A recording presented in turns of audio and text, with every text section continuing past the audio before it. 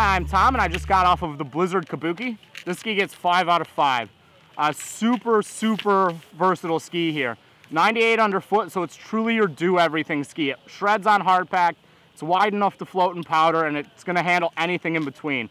It's great for your lightweight or kind of middle of the range weight guy who's looking for a one quiver ski, or for your heavier weight aggressive skier that's looking for something that's gonna be a little bit more laid back and that they don't have to rip on all day, but when they wanna turn it up, they really can.